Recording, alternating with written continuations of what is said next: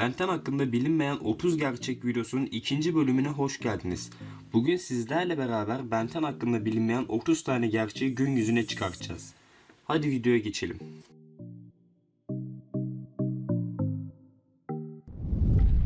Yapımcı Joel Silver, Ben 10'in uzun metrajlı film versiyonunu çekmek istiyordu. Warner Bros. Da bu filmi çok destekledi. Fakat yapımcı Joel Silver, Warner Bros'tan ayrılınca bu filmde askıya alındı. Ben 10 dizisi için düşünülen ilk isim Force 10, yani Kuvvet 10. Ama bu fikirden vazgeçildi. İyi ki de vazgeçilmiş.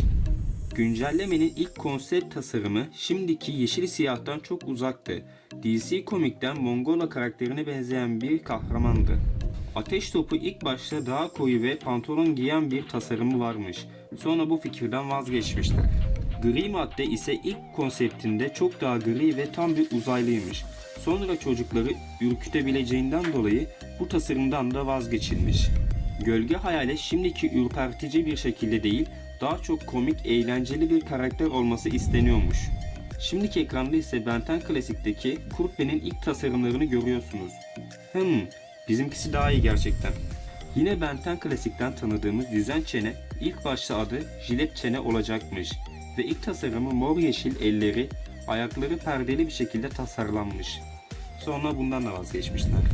Vahşi Yasma'da konsept tasarımından uzakta olan bir diğer karakter.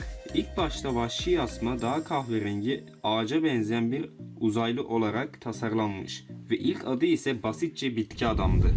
Pulkanat ise ilk tasarımında daha çok insana benzeyen ve ismi Dragonfly olan bir varlıktı. Tasarımcı Kennedy, Ben 10'de kullanılması için çok korkunç tasarımlar yapmış. Şunlara baksanıza bir, çok iyi tasarımlar. Ama bunlar tabii ki de dizide kullanılmamış. Keşke şöyle daha da artı 18 bir Ben 10 dizisi olsaydı şunları kullansaydınız. Omnitrix başta normal bir saat gibi görünecekti. Fakat tasarımcılar bunun çok sade olduğunu düşünüp şimdiki Omnitrix'i tasarladılar. Galvan türleri yaşlı olarak doğarlar ve yaşları arttıkça gençleşirler ve sonunda genç yaşam formunda ölürler. Azmut'un en sevdiği renk yeşildir. Hem icat ettiği aletlerden hem de kıyafetinden cidden de çok belli oluyor. Ben 10K Ultimate Alien'da farklı uzaylıya dönüşmek yerine kendisi olur ve uzaylıların gücünü kullanır. Fakat Omniverse serisinde bu fikirden vazgeçtiklerini görüyoruz.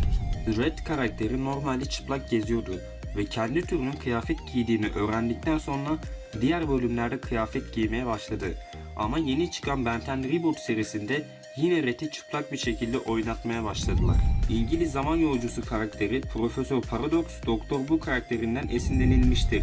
Gravatak'ın konsept adı ilk olarak Graviton'tu. Ben 10 serisi 2011'de sadece oyuncak ve oyunun satışlarında 1 milyar dolar hasılat yaptı.